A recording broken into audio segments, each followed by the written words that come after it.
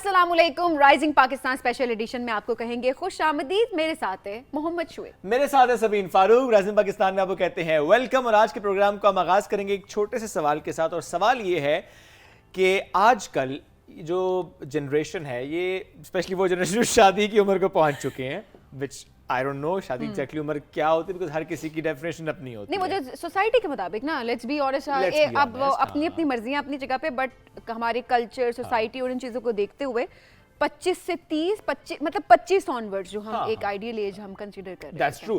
सो उसमें सभी जब भी ये बात होती है घर में, अच्छा शादी से मुताल्लिक, जिसकी शादी अगर नहीं हुई हुई इस एज में, सो वो फौरन से ना एक रेजिस्टेंस आती है, नहीं शादी नहीं करनी। अच्छा। शादी के नाम से घबराना, लड़कियों का भी लड़कों का भी, शादी के नाम से घबराना ये क्यों है? ये हमारा आज का सवाल है। तो मैं अपनी ऑडियंस से भी सवाल करूंगा जो कि अनमैरिड है। तुम्हारे समीन से सवाल अच्छा, ये मेरे से सवाल ही देखिए, इस सवाल का जवाब पहले आपको देना चाहिए बिकॉज यू आर मैरिड। आप पूछे मुझसे एंड आप इस बात का जवाब दें कि क्या ये जो लोग घबरा रहे हैं शादी के मौजू से या शादी करने से, वो क्या मैरिड पे है?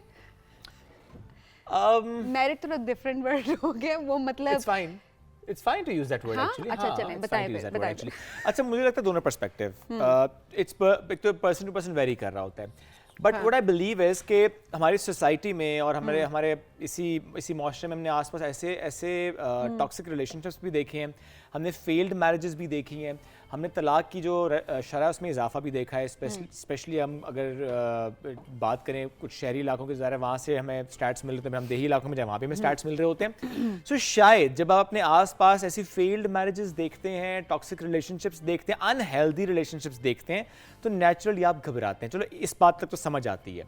फिर एक और मामला भी होता है, जिम्मेदारी उठाने से घबराते हैं। अगर मैं एक एज अ मेल पार्टिसिपेंट की बात करूं तो शायद मैं भी घबराता था जिस वक्त ये बात हुई, अच्छा अब शादी करनी है, तो मुझे था कि क्या मैं वो जिम्मेदारियां उठा सकूंगा, वाइफ की, आगे बच्चों की and everything. Because it's a big responsibility. It's a big responsibility. Are you prepared for that और नॉट? अच्छा, उसमें होता है कि ज़ाहिर है चूंकि पहले ये जिम्मेदारी उठाई नहीं होती तो आपको नहीं पता होता कि आप उठा पाएंगे या नहीं उठा पाएंगे। सो आपका जो सिस्टम होता है, आपकी जो फैमिली होती है, वो आपको सपोर्ट करती है, समझाती है, बताती है, सिखाती है गाइडेंस के साथ।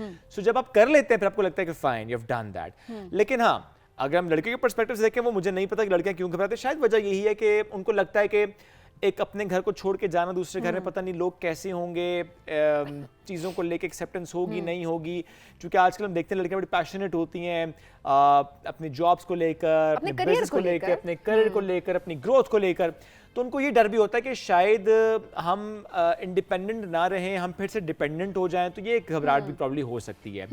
बट मेरा इसमें से पॉइंट ये है जो कि मुझे मेरी खाला ने एक बात की थी, क्योंकि जब मेरी शादी का ये मामला सबीन स्टार्ट हुआ तो मैं वाकई घबरा रहा था कि should I do that now और नॉट, बिकॉज मुझे था कि अच्छा अभी नहीं भी तो चलो रिश्ता कर लो, ठीक है अब कर लेंगे 2-3 साल बाद शादी। तो उन्होंने यूं शादी की थी। सो मेरी खाला ने मुझे कहा था, बेटा अगर तुम ये सिर्फ सोचते रहोगे ना कि वो रिस्पॉन्सिबिलिटी को लेके कि अच्छा मैं अभी फाइनेंशियली इंडिपेंडेंट नहीं हुआ, तो कहते हैं वो एक ऐसी चीज़ है कि अच्छा मैं ये भी हासिल कर लूँ, मैं ये भी हासिल कर लूँ, मैं ये भी हासिल कर लूँ, गाड़ी, घर, बैंक बैलेंस, एवरीथिंग। तो कहते हैं it's a never ending thing actually. So आप शादी को और फाइनेंशियल जो आपकी एक इंडिपेंडेंस है उसको बहुत ज्यादा मिक्स ना करें, थोड़ा सेपरेट रखें। क्योंकि ये तो देखें, आप जब आपकी जो ग्रोथ है वो आप दोनों की एज अ पार्टनर, आप अगर एक पार्टनरशिप के पर्सपेक्टिव से देख रहे होते हैं तो ग्रोथ तो देखिए दोनों लोगों के साथ ही है ना। वो एकदम से आपको कोई प्लेट में रख के नहीं मिल जाता। कोई जनरेशनल वेल्थ हर किसी के पास होती नहीं है। तो इट्स वेरी इंपॉर्टेंट कि आप थोड़ा सा रियलिटी को सामने जरूर रखा करें। हम ना रियलिटी को नहीं सामने रख रहे होते, वी आर लाइक अच्छा ये भी हो, वो भी हो, वो भी हो। एक तो ये वजह भी होती है कि शायद हमारे स्टैंडर्ड्स बहुत ज़्यादा हाई हो गए। ये भी एक वजह है शादी से घबराना या शादी ना करना, शादी से दूर जाना, बिकॉज हमने स्टैंडर्ड वाकई बहुत ज़्यादा कर दिया। हमारे ड्रामाज में बहुत ज़्यादा इस तरह की चीज़ें दिखाई जा रही होती है। एक ऐसा लाइफस्टाइल दिखाया जा रहा होता है जो कि हम में से कोई 90% लोगों के घर का लाइफस्टाइल नहीं है। अरे वो जो मेजॉरिटी ऑडियंस आते हैं उनका अपना लाइफस्टाइल वो बता रहे होते हैं कैसे करेंगे। एग्जैक्टली सवेरा नदीम साहिबा, उन्होंने एक शो में बात की और वो कहती है कि मेरे लिए बहुत मुश्किल हुई एक ड्रामे में एक्ट करना, बिकॉज वो इतना कोई अमीरों वाला पूरा माहौल दिखाया हुआ था कि वो कहती है मुझे नहीं पता कि वो इतने अमीर लोग कैसे एक्ट करते हैं। तो उनके लिए चैलेंजिंग वो था कि उन्होंने उतना अमीर एक्ट करना है।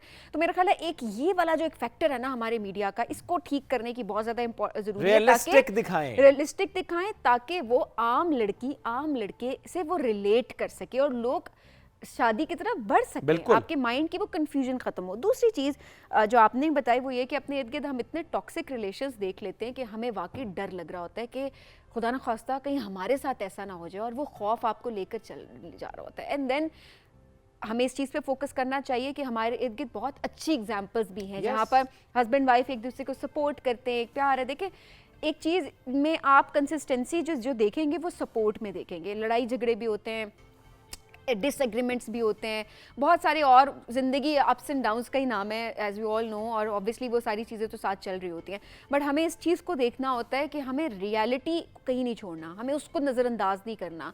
कुछ भी परफेक्ट नहीं होता ज़िंदगी में, कोई इंसान परफेक्ट नहीं होता, आपकी ज़िंदगी परफेक्ट नहीं होती, आपका प्रोफेशन परफेक्ट नहीं होता, आपका लाइफस्टाइल परफेक्ट नहीं हो सकता, आपकी औलाद परफेक्ट नहीं हो सकती, आपकी फाइनेंशियल कंडीशन हमेशा परफेक्ट नहीं रह सकती। तो कभी है कभी नहीं है, इस चीज़ को एक्सेप्ट करना है कि हो, जब है आपके पास आपने तब कैसे रहना है, जब आपके पास नहीं है तो आपने तब भी कैसे रहना है, और एक दूसरे को सपोर्ट करना। आई थिंक इस माइंडसेट के साथ आगे बढ़ा जाए तो ज़िंदगियाँ काफ़ी आसान हो जाती हैं दोनों लोगों के लिए। आप एक तो हराम कमाई की तरफ नहीं जाते। ये जो प्रेशर बिल्ड किया जाता है ना मर्दों के ऊपर भी, या हम अक्सर लड़कियों के ऊपर भी देख रहे होते हैं कि ये चीज़ नहीं है, वो चीज़ नहीं है, आपके ऊपर एक प्रेशर होता है, और उसके बाद वो एक ऐसी चीज़ होती है जहाँ पे आपके लिए डिफ्रेंशिएट करना बड़ा मुश्किल हो जाता है उस प्रेशर के अंदर कि ये सही रास्ता है या गलत रास्ता है, और उसके बाद आप बाज़-औक़ात जो है वो गलत रास्ते की तरफ चले जाते हैं। तो ये प्रेशर अगर हम ना बिल्ड करें तो बहुत सारे लोगों के लिए इसमें आसानी हो जाएगी। एब्सोल्युटली, बिल्कुल ऐसे, बहुत प्यारी बात आपने की है Sabeen.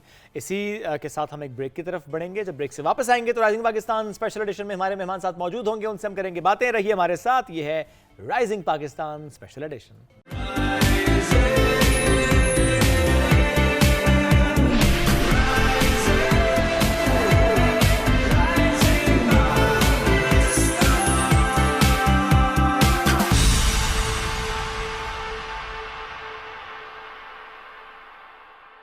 Welcome back after break. Rising Pakistan में एक बार फिर कहते हैं खुश आमदीद। सबीन, क्या बुलिंग हुई है कभी स्कूल टाइम में आपके साथ? बहुत ज़्यादा हुई है, क्यों नहीं हुई।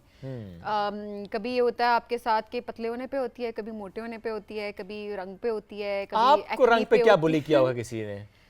अरे शोएब, ये वैसे बड़ी दर्दनाक सी कहानी है। Seriously? आई डोंट नो मैं इसको कैसे एक्सप्लेन करूं, बट बहुत सारी लड़कियां इसको फेस करती हैं। हमेशा इस बात का तो हम जिक्र कर रहे होते हैं कि जो थोड़ा सा डार्क कलर्स होते हैं उनको हम ज़ाहिर बुली कर रहे होते हैं, और ये देखिए ये फैक्ट है, ये चीज़ एग्जिस्ट भी करती है। हम सोशल मीडिया पे अक्सर देख रहे होते हैं, लोग इतना अच्छा कंटेंट क्रिएट भी कर रहे होते हैं, लेकिन उनको उनके लुक्स की बेसिस पे जज किया जा रहा होता है कि ये अच्छा, ये क्या, इसका कंटेंट का इतना अच्छा है क्योंकि ये लगता या लगती इस तरह की, इस वजह से लोग इसको फॉलो कर रहे होते हैं। सो आप ऐसे लोगों को इस तरह से मतलब आप बुली कर रहे होते हैं। तो ये चीज़ काफ़ी ज़्यादा होती है। ये वो चीज़ें जिनके बारे में कोई पहले जिस तरह होता था ना, मोटापे पे हम कह रहे होते थे कि मोटा मोटा मोटा किसी को कह रहे हैं आप तो वो बोलेंगे। अब आप देखें, शुक्र है इस चीज़ की एक्सेप्टेंस होगी और लोग बात करने लगे कि कोई बहुत ज़्यादा पतला भी है तो उसके भी नाम रखे जा रहे होते हैं, और उसको भी उस लिहाज से बुली किया जा रहा है, which is wrong in any way. Actually it's very very wrong. अच्छा, हमारा मौजूद चुका है बुलिंग है, और ये टॉपिक है शीज़ का रमज़ान। तो हमने शीज़ से ये सवाल बेसिकली करना है कि जेन जी इसमें बुलिंग कितनी ज़्यादा है, बुलिंग को लेकर इनकी राय क्या है, if they face this bullying तो what do they do actually. She, अस्सलाम वालेकुम, क्या हाल है? वालेकुम सलाम। बुली करते हो या बुली होते हो? दोनों नहीं। दोनों नहीं, ना करते हो ना होते ना हो। करते हो ना होते हो। ऐसी अच्छा किसी को करते हुए देखते हो तो व्हाट डू यू डू? मेरा कोई फ्रेंड हो फिर मैं कुछ करूँगा, वैसे हो तो वैसे कहते हैं मेरे जूते पे परवाह नहीं। अच्छा नहीं, लेकिन आपका ओपिनियन क्या है बुलिंग को लेके? बिकॉज हम थोड़ा सा एक जनरेशन की भी बात कर रहे हैं इसके साथ साथ, और इसमें कोई इस्लाह की बात भी होती है और दूसरे को ओपिनियन सुनने की, एक्सेप्टेंस की भी बात होती है, क्योंकि हो सकता है जो चीज़ मेरे लिए बुलिंग है वो हो सकता है कि इस जनरेशन के लिए दूसरे बंदे की वो बुलिंग ना हो। सो आपका क्या इस पे टेक है? What do you think about कि व्हाट इज बुलिंग? हाँ, फिजिकल वाला जो है ना वो ज़्यादा बुलिंग है। मतलब अच्छा। वर्ड से भी होती है बुलिंग, बट लाइक फिजिकल आजकल वो ज़्यादा, मतलब लाइक ऐसे धक्के दे दिया, पता नहीं वो गिरा दिया, ओके, पुश कर दिया, दैट्स ओके। अच्छा, इन योर जनरेशन प्रोबेबली ये ज्यादा हो रहा है कि फिजिकली हिट करते हैं वो मैं ये नहीं कह रहा कि होता है ज्यादा। अच्छा, ये होता है। आप बुलिंग को डिफाइन ऐसे कर रहे हो? यस, इन योर जनरेशन में भी मुझे ये लगता है कि ये आपके क्लास में, आपके दोस्तों में, आपके सर्कल में, जिस तरह सबीन ने भी बात की, रंग की बुनियाद पर, आपकी फिजिकल अपीयरेंस की बुनियाद पे कुछ कहा जाता है? रेसिज्म को लेके ना बेसिकली वो रेसिज्म ही होती है Yes. उसके अगेंस्ट हम मतलब आहिस्ता आहिस्ता करके वो मतलब कम हो रहा है अब उस तरह से अब नहीं होता लेकिन कभी कभी जब होता है तो उसके उस पे बोलते हैं ज़्यादातर क्लास। अच्छा हमने देखा है वैसे बच्चों को ये इस पे बात करते हुए, स्पेशली अगर कोई ऐसी बात करो, ऐसा कमेंट करो, ऐसा लफ्ज़ इस्तेमाल करें, कहते हैं दैट्स सो रेसिस्ट। एक सिंपल सा कमेंट आता है दैट्स सो रेसिस्ट। ये बड़ी अच्छी बात है, चीज़ें इस तरह से आती हैं। असली में हमारा स्कूल बहुत मिक्स्ड भी है ना, फॉरेनर्स हमारे स्कूल में ज़्यादा हैं पाकिस्तानी से, Okay. तो इसलिए भी उसके अगेंस्ट भी बोलते हैं। अच्छा Okay. ये भी एक रीजन है। आई हैव सीन कि स्किन कलर के अलावा चाइनीज पीपल को भी बोल रहे होते हैं या पाकिस्तान इंडियंस को भी बहुत ज्यादा रेसिज्म मिल रहा होता है, अमेरिकन्स को भी, सबको ही मिल रहा सबको अच्छा मिल रहा लेकिन ये होता देखें इतनी अच्छी बात है कि अभी की जो जनरेशन है उसको ये पता है कि ये टर्म्स हैं, रेसिज्म कुछ है, उसकी अंडरस्टैंडिंग है, बिकॉज हमें तो अब जाकर शायद इस पे जब बात होने लगी है तो then we got to know कि अच्छा यार ये चीज़ें भी एग्जिस्ट कर रही होती हैं। तो आई बिलीव ये बड़ी एक अच्छी बात भी है। At the same time she's आप जब हिट हुए, ठीक है, आपको भी कुछ ना कुछ तो कमेंट्स मिले होंगे ना, अच्छे कमेंट्स भी होते हैं, लोग सपोर्ट भी कर रहे होते हैं, बट बुरे कमेंट्स भी होते हैं, लोग आपको डिमोटिवेट भी कर रहे होते हैं फलाने की बुनियाद पे, अच्छा है फलाने के लिंक्स थे या इसकी फलाने की वजह से इसको ये फेम मिल गया एंड ऑल दैट। क्या ये चीज़ें आपने फेस की? मैंने की हैं, मेरे कमेंट में बोलते थे लेकिन मैं ज़्यादातर इग्नोर करता था, लेकिन कभी कभी मुझे गुस्सा आया होता था और फिर जैसे मैंने आपको उस दिन जेंजी वाले टॉपिक पे बताया था कि कभी कभी हम डिस करने लग जाते हैं या रोस्ट करने लग जाते हैं, वो फिर मैं करने लगा। आप तो स्मार्ट हैं, तो कभी आप तो कर कभी लेते क्रैश हैं। आउट हो जाता है, मतलब Okay. बहुत ज़्यादा तंग जब कोई कर रहा हो। लेकिन कभी किसी से लड़ाई हो जाए तो क्या करते हैं? लड़ाई में तो मारते हैं? आप भी? बशीज आप लगते नहीं हैं ऐसे। लड़ाई में मारते हैं ना, और क्या करते हैं। नहीं वैसे तो अरे इग्नोर भी कर देते हैं मेरे भाई। नहीं आप कोई आके आपको मार रहा हो नहीं तो आप- नहीं, well that's important, क्योंकि देखिए ये मेरे लिए लर्निंग भी है, बिकॉज सेल्फ डिफेंस बोले ना उसको। नहीं सबीन, इसमें Self देखिए defense ही आई है। सेल्फ डिफेंस के तौर पे अपने को बचाने के तौर पे अगर आपको पुश करना पड़ेगा अगले को पीछे तो कर पुश तो सेल्फ नहीं, डिफेंस है ना। मारना ही पड़ा ना अगले को। नहीं वी डोंट इनकरेज दिस। देखिए अगर आप भी कोई दूसरा शख्स ऐसे कर रहा है और आप भी ऐसे कर रहे हैं आगे से, तो फिर आप में उसमें कोई फर्क तो अच्छा, नहीं रहा ना, आप बदला ले रहे हैं आगे से। सेल्फ डिफेंस इज इंपॉर्टेंट, उसमें जाहिर है आपको अपने आप को डिफेंड करना है and depends on the situation कि आपको उस टाइम पे कैसे एक्ट करना है। नहीं क्या करें, सेल्फ डिफेंस के तौर पे मार खा लें। नहीं सेल्फ डिफेंस में तो आप मार भी देते हैं ना, ये हाँ, बात ये बात हम कर रहे हैं। मारते भी तो है ना, बिकॉज आप अपने आप को डिफेंड कर रहे हैं, तो डिपेंड्स ऑन द सिचुएशन कि आपको कैसे लेकिन एक्ट इसमें करना है। मसला हो जाता है। हाँ। सेल्फ डिफेंस के तौर पर जब आप अगले को मारते हैं ना और उसे अगर ज्यादा लग जाए तो काम खराब हो जाता है, फिर ये चीज खत्म हो जाती है कि किसने स्टार्ट फिर किया ये था। नहीं कहते कहते फिर सेल्फ डिफेंस नहीं रहता, जिसको ज्यादा लगी होती है वो मैटर वो मेरी एक दफा फाइट हुई थी, तो उसमें मैंने जब ये फाइट क्यों हुई थी? Self- शुरू से बताओ ना, वी हैव टाइम। मेरे ऊपर पेन फेंके जा रहा था एक, वो ठीक है। इंक, बल्कि पेन Okay. की इंक नहीं होती वो, आप पे फेंक रहा था इंक, इंक वाली पेन से। ठीक है। मुझे फिर आया गुस्सा, मैंने जाके वो नहीं होती बॉटल इंक की वाली, हाँ। वो मैंने उस पर जाके गिरा दी फिर। तो ठीक किया। तो फिर मुझे नजर आया उस पर ज्यादा गिरी, मैंने अपने आप पे भी उतनी गिरा दी कि मुझे इतना कोई नहीं बोले। ताकि बता सके मेरे पे भी गिरी है। गुड। Very smart. कहाँ से सीखी है इतनी smartness? Naturally. Gen Z. Gen Z, Gen Z. Very smart. लड़ाई किस बात पे होती है? कॉन्फ्लिक्ट, क्या, किस बात का? किसी के और थॉट्स होते हैं, किसी को मतलब लोगों के वो होते हैं ना, जैसे डिफरेंट ओपिनियंस होते हैं, तो उस पे हो जाती है लड़ाई। ज्यादातर उस पे ही होती है। यानी ओपिनियंस को एक्सेप्टेंस नहीं मिल रही होती या ओपिनियन को एक्सेप्ट नहीं कर रही जेन जी दूसरे के, ऐसा है? जेंजी में सिर्फ ओपिनियंस पे नहीं होता, अच्छा। मतलब हमारा इसलिए होता है कि वो कोई टीज कर रहा, दूसरे ने गलत मान लिया, उसने फिर आके जोर से मारा या कुछ किया ऐसे। Okay. वो हमारी में इस तरह ओपिनियन वाला मसला नहीं था, वो ना कभी कभी होता है, जैसे बहुत ही रिलीजियस वाले या कल्चरल ओपिनियंस। रिलीजन पे डिस्कशन होती है? होती है। पॉलिटिकल डिस्कशन होती है? पॉलिटिकल पे ही तो हम जेन जी में इतनी नहीं होती, अच्छा। बट लाइक उस पे ही ज्यादातर फाइट्स होती अच्छा हैं। वैसे हमारी जनरेशन की बात की जाए या उस दौर की बात की जाए तो हम पॉलिटिकली इतने अवेयर नहीं थे, हमें नहीं पता था क्या हो रहा है। एक टर्म बड़ी कॉमन थी कि पॉलिटिकल एंड रिलीजियस जो डिस्कशन है वो अवॉइड कीजिए, ना अवॉइड कीजिए। की। अच्छा ये तो आप अभी इस वक्त भी आप देखें डिफरेंट ढाबों पे प्रॉपर लिखा होता है कि मजहब और सियासत पर गुफ्तगू मना है। हालांकि पूरे मेरा इस पे टेक ये सभी देखें, जब आप इतना नो गो एरिया बना देते हैं तब मसाइल शुरू होते हैं। बहुत मसाइल शुरू होते हैं। एक्सेप्टेंस रखें, अगले बंदे का ओपिनियन है, आपने उससे एग्री करना है, नहीं करना, it's completely up to and you. सुने ऑल्सो ये कि देखिए अगर डिस्कशन नहीं की जाएगी तो करेक्शन कैसे होगी? सही बात है। आप बात नहीं करेंगे तो इस्लाह कैसे होगी?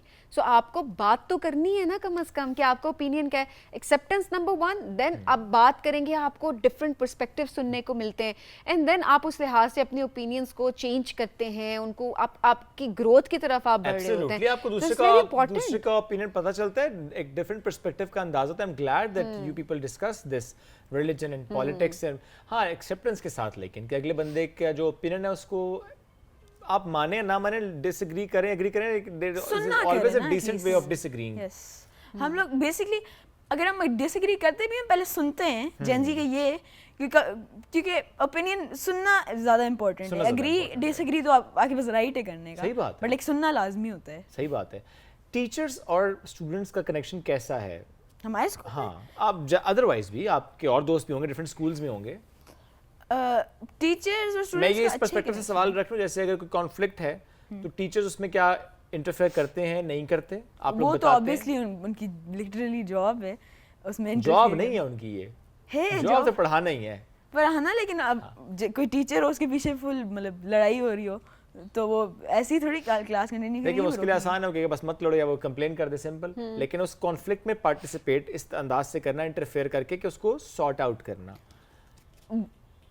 ये जब हम लोग होते थे ग्रेड 5 तक ना, तब तक इस तरह सॉल्व करते थे। अब सॉल्व करना हमारा काम है, Okay. बाकी अपोलोजाइज करवाती है मैम, करवा देती जो हैं। वो कोऑर्डिनेटर के पास लेके चले जाती हैं या प्रिंसिपल के पास, जो भी है, तो सॉरी बुलवाते हैं। उस तरह सॉल्व हमारे ज्यादा कॉम्प्लिकेटेड प्रॉब्लम्स होते हैं। जेन जी सॉरी कर लेती है? कह रहे नहीं करती, अब वाकई नहीं करती। ये बात आपने बिल्कुल ठीक की है। Yes, बड़ा that's मुश्किल true. होता है। क्यों? आई डोंट नो व्हाई, ये क्या वजह है, क्यों नहीं करती? अपोलोजाइज करने में कोई बुराई नहीं है। We don't like to agree to our mistakes. You don't like to Agree to our यानी अपनी mistakes. गलती को एक्सेप्ट नहीं करते आप लोग कि अच्छा पता होता है गलती हुई है या पता भी नहीं होता? कभी कभी कभी अगर कभी। पता होता है तो फिर मुश्किल से कर लेते हैं। बड़ी मुश्किल से करते हैं। Yes, लेकिन बड़ी मुश्किल से। वैसे अगर आपको लग रहा हो कि दूसरे नहीं किए तो हम अपोलोजाइज नहीं करेंगे। नहीं करेंगे, जो फिर कहेंगे मर्जी ठीक हो है, फिर ऐसे ही है, एंड से फिर इंज ही सही। जाए। यही होता है। ग्रज दिल में पालते हैं, ग्रज दिल में रख किसी लेते हैं से- for किसी long के time। Lord. किसी के against, हाँ, किसी रखते के- हैं। Gen Z में तो सब कुछ ज्यादा ही है ये मामला। अच्छा खासा है। आप सोशल मीडिया पे नहीं, शोएब नहीं देखते सोशल मीडिया पे क्या हो रहा होता है? मैं कहा अच्छा वाला बच्चा है ना। अरे ये इनके Judges जनरेशन तो का सबके मसला होते है। हैं। सबके होते हैं। सबके होते हैं। लेकिन किस हाँ- बात पे? I don't कोई know. एग्जांपल दो ना। अब बाबा सामने नहीं बैठे हुए, टेंशन ना लो, खुल के बोलो। डिफरेंट रीजंस होते हैं। हमारे कोई एग्जांपल सोचने में टाइम लगेगा, लेकिन जैसे कोई आपके बिल्कुल ऑपोजिट ही हो, मतलब हर चीज ही ऑपोजिट हो, आपके अगेंस्ट बोल रहा हो हर बात पे, या बहुत अनोइंग सा हो ठीक है। कोई, तो फिर ग्रज होल्ड कर फिर लेते होते हैं। थे। Yes. क्या जेन जी पोजेसिव होती है अपने फ्रेंड्स को लेके? ये मेरा फ्रेंड है, किसी और से दोस्ती नहीं कर सकता? नहीं होती। कुछ लोग होते हैं। कुछ लोग मेरा एक होते हैं। फ्रेंड था, अच्छा, अब मेरा फ्रेंड नहीं है, इसी अच्छा। वजह कि से। उसने दोस्ती किसी और से भी कर ली थी? नहीं, वो उसको आपसे मेरे कहता मस- था कि आप मैं किसी और से किसी और के दोस्ती साथ ना करो। करूं, yes. ओ तो वो साइड पे हो गया, फिर उसने आपसे Possessive दोस्ती खुद तोड़ ली। साइड पे हो गया वो। वही कह रही हूँ, मतलब ओ हो फिर और वो यही मैं बता था कि अब ये देख ना रहा लेकिन फिर यही होता है। फिर हम लोग एक दूसरे को स्कूल में रूमर्स तो नहीं है, रियल रूमर्स होते हैं, हाँ, तो वो फिर फैल क्या- जाते हैं क्या? ऐसे करके। नहीं ये तो नहीं क्या बताऊंगा। मसला? नहीं ये तो नहीं बताऊंगा। कह रही ये तो नहीं बताया। इट्स ओके, प्राइवेसी बच्चे की Privacy रहने है। दे मेरे भाई। हम तो पूरी प्राइवेसी ब्रीच करने की कोशिश करते हैं, पर मजाल है शीश उस खौल को तोड़ने दे। शीश, thank you so much for the Thank day. you. हम एक ब्रेक की तरफ बढ़ेंगे नाज़रीन, ब्रेक से वापस आते रहिए हमारे साथ। ये है राइजिंग पाकिस्तान स्पेशल एडिशन।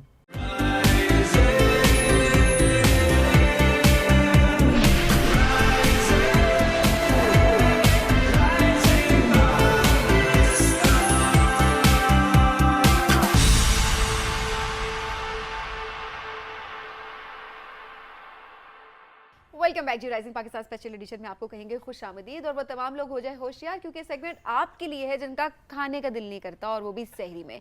या कुछ लोग जो इतना ज़्यादा खा लेते हैं कि उन्हें समझ नहीं आती कि वो पूरा दिन किस तरह से गुजार रहे हो।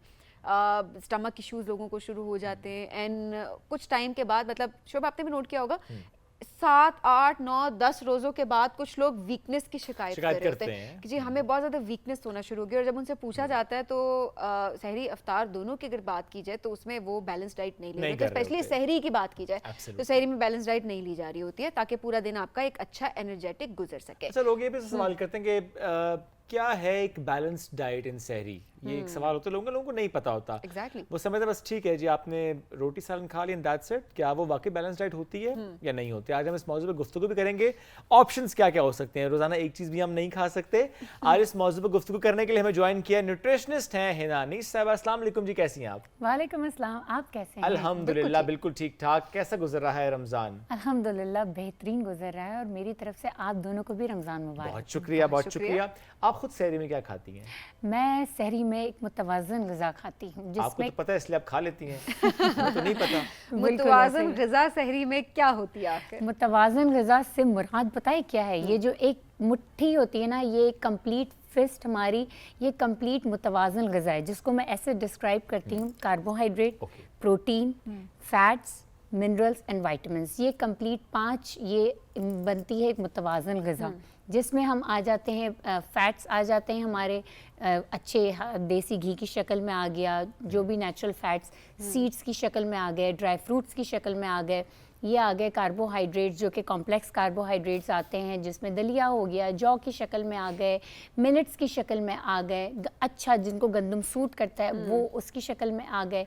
ये प्रोटीन होते हैं जो कि अंडे की शक्ल में आ गए, मुर्गी की शक्ल में आ गए, बड़े छोटे के गोश्त, मछली की गोश्त की शक्ल में आ गए, दाल चने इसकी शक्ल में आ गए। अब ये आ गए मिनरल्स और वाइटामिन्स। मिनरल्स और वाइटामिन्स कहाँ होते हैं?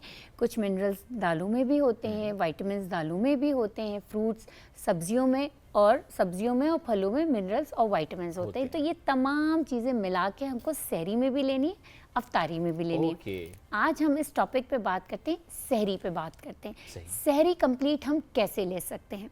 देखें, सहरी मेनली आती है प्रोटीन और कार्बोहाइड्रेट और फैट।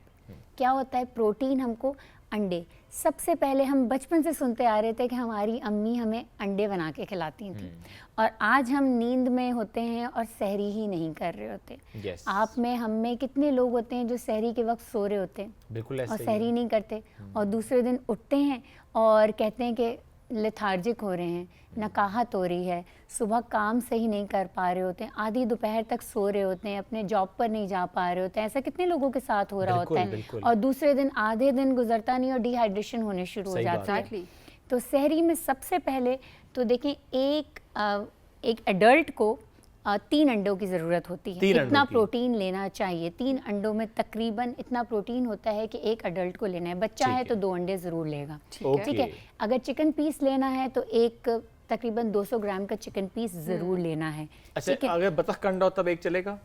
हाँ, अच्छा, मुर्गी के अंडे की बात करते हैं। मैं मुर्गी के अंडे की बात कर रही हूँ। जर्दी के साथ या जर्दी के बगैर? जर्दी के साथ। जर्दी के साथ, ये बहुत अच्छा सवाल है क्योंकि अल्लाह ताला ने अंडा जर्दी के साथ ही पैदा किया है, बगैर जर्दी का अंडा नहीं। लोग ये कह रहे होते हैं अगर आप जर्दी के साथ लेते हैं, कुछ लोग कहते हैं हमारा कोलेस्ट्रॉल बढ़ जाता है, कुछ ये कहते हैं हमारा वेट गेन होना शुरू हो जाता है। ये ऐसा होता है या सिर्फ मिथ्स हैं? ये मिथ्स हैं।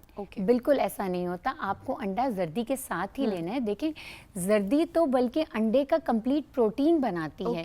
अंडा जर्दी के साथ ही खाना चाहिए। जर्दी में तो बिल्कुल होती है और गुड कोलेस्ट्रॉल होता है जर्दी में। तो अंडे को जो कोलेस्ट्रॉल बुरा करता है ना, वो अंडे को जो हम कमर्शियल ऑयल में फ्राई करके खाते हैं ना, वो अंडे को बुरा करता है। बॉयल करके खा लें। बॉयल करके खा लें, या थोड़ा सा देसी घी है उसमें बिल्कुल हल्का सा उसको ऑमलेट बना के सब्जियों के साथ आप अंडे को खा लें। इसके साथ आप आधा प्याली जौ का दलिया यूज करें, ठीक है। गुड कार्बोहाइड्रेट है, वो बहुत अच्छा है। कॉम्प्लेक्स कार्ब होता है ये? Complex carbohydrate. क्या फायदा होता है कॉम्प्लेक्स कार्ब का? देखें, कॉम्प्लेक्स कार्बोहाइड्रेट वो होते हैं कि जिसमें फाइबर की क्वांटिटी सबसे ज़्यादा होती है, रिफाइंड नहीं होते, यानी बहुत ज़्यादा प्रोसेस नहीं होते, उसमें से फाइबर निकला हुआ नहीं होता, फाइबर उसके साथ जुड़ा हुआ होता है। फाइबर क्या करता है कि आपके जो कार्बोहाइड्रेट होते हैं वो ब्लड में ग्लूकोज को बढ़ाते हैं ना, लेकिन फाइबर क्या करता है, ग्लूकोज को बढ़ने से रोकता है, मेंटेन रखता है। तो आपको एनर्जी मिलती है लेकिन ग्लूकोज नहीं बढ़ता। सही। तो ये करता है कॉम्प्लेक्स। अब ये ऐसे तो नहीं खा सकते, कुछ ना कुछ तो करना पड़ेगा। बिल्कुल। अब और ये क्या है? ये देसी घी है। तो देसी घी, अब हम किसी भी फाइबर, किसी भी कार्बोहाइड्रेट के साथ जब हम देसी घी को मिलाते हैं ना, तो वो ग्लूकोज के बढ़ने के अमल को और स्लो कर देता है Okay. और डाइजेशन के अमल को और बढ़ा देता है। सही, मेटाबॉलिज्म तेज करता है। मेटाबॉलिज्म को तेज कर देता है, प्रोटीन को एब्जॉर्ब करने में और आसानी पैदा कर देता है। Okay. तो ये तीनों चीज़ें आपको देर तक और भूख नहीं लगने देती हैं, आपको भरा भरा सा फील करेगा दूसरे दिन। ठीक तो है। ये कंप्लीट सहरी बन जाती तो है। दलिया पानी में आपने बनाया कि अच्छा, दूध में? ये बना हुआ नहीं है, लेकिन मैं बनाना पूछ रहा कैसे हूँ। मैं आपको बताती हूँ।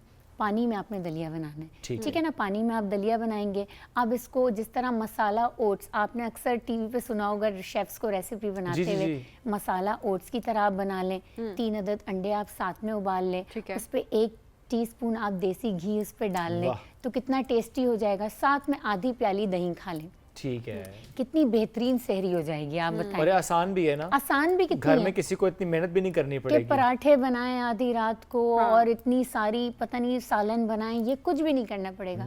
3 अदद अंडे उबालें, 1 प्याला मसाला ओट्स बनाया और आधी प्याली दही खा तो ली। ये आपका कंप्लीट मील है Complete सहरी meal का। हो गया। अच्छा, जो लोग वेट गेन करना चाह रहे हैं या जो वेट लूज करना चाह रहे हैं या फिर वेट मैनेजमेंट की ठीक बात है, कर लें हम, ठीक है। ये उनके लिए भी safe diet कंप्लीट मील है। देखिए, Okay. जो लोग वेट मैनेज करना चाह रहे हैं ये उनके लिए भी बहुत अच्छा है, जो लोग वेट लूज करना चाह रहे हैं ना ये उनके लिए भी बहुत अच्छा है। मैं आपको बताती हूँ इसके पीछे साइंस क्या है। जो लोग वेट लूज करना चाह रहे हैं ना ये उनके लिए इसलिए अच्छा है, उनका वेट ऑलरेडी ज़्यादा है। जिनका वेट ज़्यादा होता है तो उन्हें कैलोरी रिक्वायरमेंट कम करने की ज़रूरत होती है। लेट्स सपोज किसी का वेट है 800 कैलोरी, वो 800 केजी, वो लेगा 1200 से 1300 कैलोरी, तो उसकी डाइट में सहरी में ये आराम से 500 से 600 कैलोरी में ये फिट हो जाएगा। ठीक है। ठीक है। जो मेंटेन करना होगा वो ये आराम से 500 से 600 कैलोरी में ये मेंटेन कर सकता है, तो उसके लिए भी एनर्जी बैलेंस रहेगी। अब जिसको कैलोरी बढ़ानी है यानी वेट बढ़ाना है, वो उसमें 1 अदद रात में फ्रूट ऐड कर ले, 2 केले ऐड कर ले, 3-4 खजूरें ऐड कर ले, थोड़े से ड्राई फ्रूट्स ऐड कर ले, तो इसका वेट बढ़ेगा, मेंटेन रहेगा और एनर्जी और बैलेंस रहेगी। ओके। जिनको सहरी में भूख नहीं लगती वो क्या करें? अच्छा, Majority जिनको लोग सहरी ये होते बिल्कुल बहुत आसान चीज़ है। चिया सीड्स, तुख मलंगा, उसको भिगो लें, ठीक है। दही ले लें आधा प्याला, उसमें थोड़ी सी किशमिश ले लें, ठीक है। किशमिश को दही के साथ भिगो के थोड़ी सी, यानी जब इफ्तार का वक्त हो जाए ना तो थोड़ी सी किशमिश दही में भिगो के रख ले, ठीक है। अब तुख मलंगा भिगा हुआ उसमें डाला, उसको थोड़ा सा फेंट लिया, थोड़ा सा उसमें दूध डाला और कोई भी फल काट के डाल लिया, तो इस तरह का एक स्मूदी बोल बन गया। जिसको ठीक है। भूख नहीं लगती कुछ नहीं तो वो उन्होंने चम्मच से खा लिया, ओके। तो एक तरीके का प्रोटीन मिल गया, गुड कैलोरीज मिल गई और उन्हें दूसरे दिन के लिए एनर्जी मिल गई। जिन्हें बिल्कुल भी भूख नहीं मिल लगती है ना वो भी ये खाएंगे जब भी उन्हें एनर्जी रहेगी दूसरे दिन, ठीक है ना। तो ये उनको अच्छा भी तो कुछ खाने की तो ज़रूरत है ना। अब देखें, मैं इस चीज़ को बिल्कुल भी प्रमोट नहीं करती कि आप बगैर सहरी के नहीं, वो तो रोज़ा करना भी रखें। नहीं चाहिए। मैं बिल्कुल प्रमोट नहीं करती, क्योंकि देखिए सहरी करना तो सुन्नत भी है। सुन्नत है और आपको सुन्नत पे अमल करना है। ये नेकी है, ये सुन्नत है। सहरी में उठना, उठेंगे तो नमाज भी पढ़ेंगे सही ना। बात। अगर आप सहरी में उठेंगे ही अपनी नहीं, सेहत के लिए बड़ा जरूरी है। बहुत ज़रूरी है। देखिए सहरी के वक्त की गई इबादत बहुत बड़ी नेकी है, उस वक्त मांगी हुई दुआ बेशक। आपकी कबूल होती है। कबूलियत का वक्त है, सहरी करना नेकी है, ठीक है। सहरी करने का सवाब है। सहरी के वक्त हम अपने फैमिली मेम्बर्स के साथ बैठते हैं तो हर लुकमे के वक्त हमें दुआ मांगते हैं तो उसका अजर मिलता है। तो ये Exactly. तो बहुत बड़ा सवाब है, तो इसको तो इस वक्त को तो हाथ से ज़ाया नहीं करना चाहिए हमें। अच्छा, ये ना कितने ये जो लोग सहरी नहीं कर रहे होते और खाली पेट रोजा रख रहे होते, इसका आपकी बॉडी पे कितना बुरा इम्पैक्ट होता है, ये बहुत भी बुरा बताइएगा। असर पड़ता है। बच्चों के लिहाज से भी, क्योंकि अक्सर हम बच्चे देख रहे होते हैं कि टीनेजर्स हमारे जिन्होंने वो और अभी फिर रोजा रखना शुरू किया है। शुरू किया है, उनको भी दिल नहीं कर रहा होता, चलो छोड़ें, सुबह उठे अम्मा अब्बा ने नहीं जगाया तो चले जी खाली पेट रोजा रख लेते, क्योंकि जिद है हमारी, गुस्सा आया हुआ है। बिल्कुल। बचपन में हमने भी क्योंकि ये ये हरकतें करतूत काफी खोले की हुए हैं। करते और थे। एडल्ट्स के पर्सपेक्टिव से जरूर बताइएगा कि देखिए, क्या सबसे नुकसान पहली बात तो बच्चों में न्यूट्रिशनल डेफिशिएंसीज होती जाएंगी, ठीक है ना, और गट ड्राइनेस होती जाती है, बच्चे का मैदा सूखता जाता है और बच्चे को और फर्दर भूख नहीं लगेगी, इफ्तारी में भी नहीं लगेगी और डिहाइड्रेशन बढ़ जाएगी, न्यूट्रिशनल डेफिशिएंसीज बढ़ जाएंगी और बच्चा बेहोशी की हालत की तरफ जाता जाएगा। ये तो सरासर नाकाबिले बर्दाश्त है। सही बात। अच्छा, बच्चे को भूख नहीं लग रही, अब पेरेंट्स ने करना क्या है, मैं एक रेसिपी बताती हूँ। रात के वक्त यही जो रोल्ड ओट्स मिलते हैं इसको भिगो दें, ठीक है। थोड़ी देर के लिए 2-3 घंटा जब भीगे हुए होंगे, आपने एक ब्लेंडर में 3 से 4 चम्मच ओट्स भीगे हुए डालने हैं, 1 कप आपने दूध का डाल दें, फुल फैट क्रीम मिल्क डाल दिया ठीक आपने, है। 5-6 बादाम डाल दिए भीगे हुए, 2-3 अखरोट डाल दिए, बादाम और पिस्ते डाल दिए, ठीक है ना, ये थोड़े से ड्राई फ्रूट्स जो भी आपके घर में अवेलेबल हैं आपने डाल दिए, ठीक है, आपने 2 केले डाल दिए, 2-3 खजूरें डाल दी, 1 चमचा क्रीम का डाल दिया, दूध की मलाई, इसको ब्लेंड कर दिया, 1 चम्मच कोको पाउडर भी डाल दिया, बच्चे को एक मिल्क शेक बना के आप 1 ग्लास पिला दें, कुछ नहीं तो बच्चे के पेट में ये चला जाएगा, ये इतना गुड न्यूट्रिशियस मिल्क शेक बन जाएगा कि वो उसके दिन के लिए कंप्लीट हो That's जाएगा। it. मतलब That's एक it. ग्लास इस एक मिल्क शेक ग्लास का अगर आप पिला देखिए, दें, 3 चम्मच अगर जौ का दलिया उसमें चला गया तो वो एक छोटे सी रोटी के बराबर हो गया, 2 केले चले गए, 3 खजूर चली गई, 5 से 6 बादामें चली गई, तो वो बच्चे के लिए एक मिल्क शेक बहुत हो गया, हैवी हो गया, हैवी हो गया उसके लिए। हाँ। कुछ ना देने से, कुछ ना खाने से बेहतर, क्योंकि इस एज में बच्चे चिड़ी रोजा रख रहे होते हैं, सही ऐसी बात है। ठीक है ना, तो बच्चों को कुछ देना तो बहुत लाजमी। बिल्कुल ऐसा इसके ही। साथ कुछ नहीं तो बच्चे को एक आध बॉयल अंडा दे दें, ठीक है, तो कुछ न्यूट्रिशन डेंस चीज़ें देनी है बच्चों को। हमको वो जो कहते हैं ना कि ट्रेडिशनल पराठे बच्चे नहीं खाएंगे, इतना सा सालन बच्चे नहीं खाएंगे, खा सकते। आपको बच्चों के लिए प्लेफुल होना पड़ता अच्छा, है। ये जो हमने कुछ इस तरह इफ्तारी में हमने पकोड़े अपने ऊपर फर्ज कर लिए खुद ही, और इस तरह हमने पराठे सहरी में वो भी हमने फर्ज कर लिए, और हर शख्स ने रखा होता है क्योंकि पूरा दिन हमने रोजा रखना है, तो 2-2 पराठे, कुछ तो 3-3 पराठे, क्योंकि पूरा दिन रोजा रखना है, तो वो चाय पराठा, क्योंकि हर घर में इस तरह चल रहा होता है। और उसी तरह से तुर्श खाने, कढ़ाइयाँ, सालन और इस तरह की चीजें जो बन रही होती हैं, ये कितना बुरा होता है। पूरे 30 दिन लगातार एक जैसी रूटीन सहरी में मैं फॉलो हो रही आपको एक होती बात है। बताऊं कि प्लेट को गौर से देखें सबीन, कि उस प्लेट के अंदर क्या पड़ा है। अगर वो कढ़ाई है या वो सालन है तो उसके अंदर उसको न्यूट्रिशनल एनालाइज करें कि एक्चुअली उसके अंदर क्या है। उस सालन के अंदर टमाटर, तेल और मसाले हैं। उस चिकन के अंदर प्रोटीन है तो उसकी मिकदार क्या है? मिकदार तो कुछ भी नहीं है। आपकी बॉडी को प्रोटीन चाहिए। मेरी बॉडी सालन को एनालाइज नहीं करती, मेरी बॉडी ऑयल को एनालाइज नहीं करती, मेरी बॉडी एनालाइज करती है protein, carbohydrate, fats, minerals and vitamin को। सही बात है। मेरी बॉडी फंक्शन ही उसी तरीके से करती है। मेरी बॉडी को कढ़ाई, बिरयानी, निहारी इसके नाम नहीं पता। मेरी बॉडी को जिस चीज़ की ज़रूरत है वो मिलेगा तो मेरी बॉडी फंक्शन करेगी। उस चीज़ की डेफिशिएंसी हो जाएगी, मेरी बॉडी फंक्शन नहीं लेकिन करेगी। निहारी में प्रोटीन तो होती है ना। होती है। अब आप बताएं क्या होती है। एक प्लेट निहारी जब हम ऑर्डर करते हैं उसमें इतनी सी प्रोटीन होती है, पूरा शोरबा और फैट होता है। सही बात और वो तंदूर की रोटी निहारी वालों बोटियां डाला करो खाने में। कार्बोहाइड्रेट। अब निहारी को तंदूर की रोटी को एनालाइज करूं इन अ रेशो ऑफ न्यूट्रिशन के रेशो में, तो प्रोटीन आएगा 2% और 8%। अगर मैं 10 के रेशो से उसको करूं तो 2% प्रोटीन और 8% उसमें कार्बोहाइड्रेट एंड फैट आ गया। ठीक है, वो इतनी तरी आ गई। 4% फैट, 4% कार्बोहाइड्रेट एंड 2% प्रोटीन। निहारी और रोटी का ये रेशो आ रहा है सही। मेरी न्यूट्रिशन की नज़र में इसका। Okay. आप मुझे बताएं कि मैं निहारी को क्या रेटिंग दूंगी? नो। So सिर्फ say मेरे no to taste- nihari. I don't नहीं, से नहीं, no to nihari, Okay. Very occasionally say yes to nihari. और Okay. निहारी में बोटी खाएं आप। ठीक और है मैं जी। क्या कह प्रोटीन सकती खाएं। हूँ? प्रोटीन निहारी खाएं। में प्रोटीन ज्यादा सही होनी बात। चाहिए, ये बात मुनासिब क्योंकि हो मैं गई। अगर महंगी निहारी महंगी निहारी, मैं सिर्फ ये कह सकती हूँ कि आप न्यूट्रिशनली एनालाइज करें अपने खाने को कि आप क्या खा रहे हैं। आप अपनी प्लेट को न्यूट्रिशनली एनालाइज करें और Okay. कुछ ना करें। ठीक है। आपने अपने खाने को न्यूट्रिशनली डेंस बनाना है, यानी मुतवाज़न बनाना है, बिल्कुल ठीक है। मुतवाज़न ग़िज़ा लेनी है। ऑलराइट, जो ब्रेड खाते हैं सहरी में वो ठीक करते हैं? ब्रेड के तो मैं बिल्कुल अगेंस्ट हूँ। Okay. ब्रेड से बेहतर चीज़ पराठा है, घर का बना हुआ। Okay. ठीक है? ब्रेड से बेहतर पराठा है? ब्रेड से बेहतर पराठा जो है। हम वो ब्राउन तेल में ब्रेड तला को- हुआ? तेल में तो नहीं, देसी अच्छा, घी में, okay. कम देसी घी में बना हुआ। और उसका भी तरीका है कि आप पहले अपने रोटी को सेक लें और उसके बाद उसके ऊपर एंड पे लगाएं। एंड जब के रोटी ऊपर तकरीबन तैयार हो जाए फिर उसके लगाएं। ऊपर देसी घी आप हल्का नहीं, सा नहीं, लगा दें। हमारे यहाँ तो ये ना वो ठीक है? पेड़ा बनाते हुए ना पहले उसके अंदर सारा करारा देखिए, होना चाहिए। फिर वो करारा। उसे वो क्या वो बलदार पराठा बनाने के ऐसे ऐसे करके पूरा करके फिर उसे बलदार करके बनाना। देखें, अगर लच्छे वाला। हम एज अ न्यूट्रिशनिस्ट आपको देसी घी खाने का मशवरा देते हैं, लेकिन एक्सेसिव यूज ऑफ किसी भी अच्छी चीज़ चीज का बुरा होता है।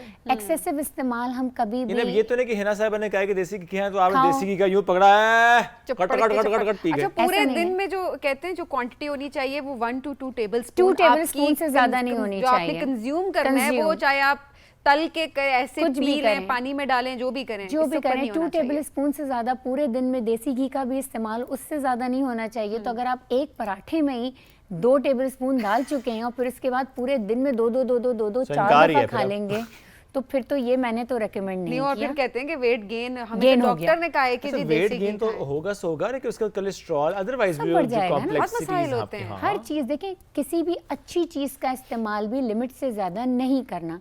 खजूर हमारी सुन्नत है, लेकिन खजूर भी मैं ये तो नहीं कहती कि आप 15-20 खजूरें खा लें दिन में 3 से 5 अदद, इससे ज़्यादा खजूर नहीं खानी ना। सहरी में भी खजूर खाएं ना। बिल्कुल खा सकते हैं। 2 अदद खजूर आप सहरी में खा सकते हैं, 2 से 3 अदद खजूर आप अफ्तार में खा सकते हैं। खजूर डायबिटिक भी खा सकते हैं, बिल्कुल खा सकते हैं, लेकिन लिमिट में रह के And I खाएं। think that's it, 3 से 5 खजूरें, इससे ऊपर वैसे भी कोई नहीं खा सकता। नहीं खानी खाते चाहिए। लोग? अच्छा खा सकते हैं। Okay. लोग खाते हैं, लेकिन अच्छी चीज़ों का भी इस्तेमाल एतदाल में रह के करना Exactly. चाहिए। अब लिमिट बात में तो करना वैसे भी है ना सब, खजूर की ना बहुत बढ़ गई है, अब तो खजूर फिल्ड आती हैं। हाँ, मैंने सुना देखिए- आपके पास भी खजूरें आपने रखी होती हैं अपने पास थ्रू आउट, है ना? अभी भी होगी, आई एम श्योर। अच्छा देखते एक सेकंड देखते हैं कि शुएब के पास ही, और ये कोई प्री प्लान नहीं है, ये वो है जो Inactual हमारे मेरे पास पास भी, होते हैं inactual। inactual। देखते हैं शुएब के पास से क्या निकलता है और मेरे पास से क्या निकलता है। आपके पास तो क्या है? मुझे पता है ना, फ्रूट निकलेगा कोई ना कोई, आई नो। अच्छा, मैं आप लोगों को चले मैं एक और टिप देती हूँ। प्लीज। किसी भी फ्रूट को आप ड्राई फ्रूट के साथ पेयर करके खाएं, आपका ग्लूकोज लेवल भी नहीं बढ़ेगा, मैंने क्योंकि दिखाना? हेल्दी फैट बड़ा- के साथ बड़ा अच्छा जाएगा। बड़ा एक अच्छा दफा जाएगा। दिखाना मुझे, एक दफा। एक चीज मैं बतानी अपने है, फ्रूट्स के मामले में एक बहुत चीज possessive बतानी हूँ। है ना, उन्होंने मुझे अभी ये छीलेंगे और उसके साथ मिला के आपने खाएंगे। कहा ना भाई इकट्ठा खाना है, नहीं, इसके साथ ये वाला नहीं खाना। किलो वापस। डेट्स के I'm साथ आप happy. आलमंड्स खा सकते हैं, आलमंड्स एंड सुबह वॉलनट्स। एलमंड्स नहीं लगी आज? नहीं, खा आज नहीं लिए। लाई, आज नहीं लाई, वरना वो भी मेरे पास हमेशा होता है। अच्छा, लोग अक्सर सवाल कर रहे होते हैं ना, अच्छा आप लोग मोटे क्यों नहीं होते, कुछ भी। आपने उनके पास भी देखा होगा एक हेल्दी चॉइस है स्नैकिंग Yes. की, मेरे पास भी एक हेल्दी चॉइस है स्नैकिंग की। सो हमारी कोशिश Yes. ये होती है कि Healthy क्योंकि and clean एनर्जी eating. चाहिए होती है, हमने बात करनी है, डेफिनेटली आपने हेल्दी बिल्कुल चॉइसेस। बहुत अच्छी बात कही। लोग मुझसे भी यही सवाल करते हैं कि आप न्यूट्रिशनिस्ट हैं इसलिए आप मोटी नहीं होती, आपका वेट नहीं बढ़ता, कहते आप तो ठीक है एज ना वो। नहीं करते। वो बिल्कुल ठीक कहते हैं। देखिए, सबसे पहली बात मैंने शो के स्टार्ट में भी यही कही कि अपनी प्लेट को एनालाइज करें। आपकी बॉडी सबसे महंगी मशीनरी है जो कि आपको अपनी आखिरी सांस तक चलानी सही बात है। ठीक है ना। और रमज़ान सब वो महीना अल्लाह ताला ने हमें अता किया है जो हमें डिटॉक्स करने के लिए आता है, बिल्कुल। मेंटली, स्पिरिचुअली, फिजिकली, ऐसा ही है। तीनों तरीके हमें से रीस्टार्ट करने के लिए आता है। रीस्टार्ट करने के लिए आता है।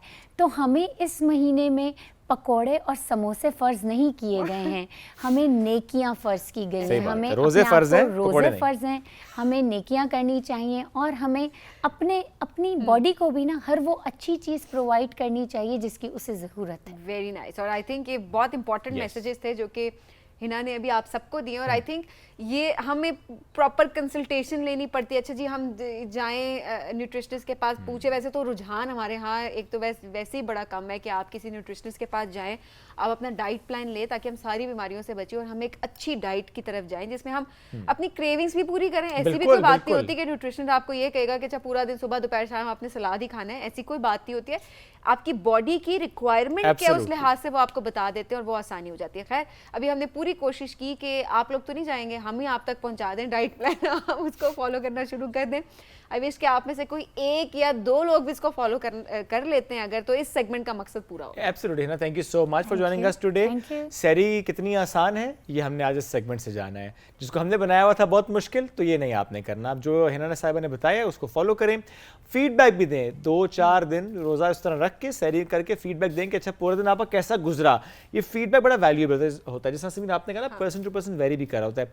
हमारा मसला क्या है, अगर न्यूट्रिशनिस्ट के पास जाएंगे, मशवरा लेंगे तो फ़ौरन से कहेंगे अच्छा डाइट प्लान ले रहे हो, वेट कम करना चाहते हो। अरे it's not about that.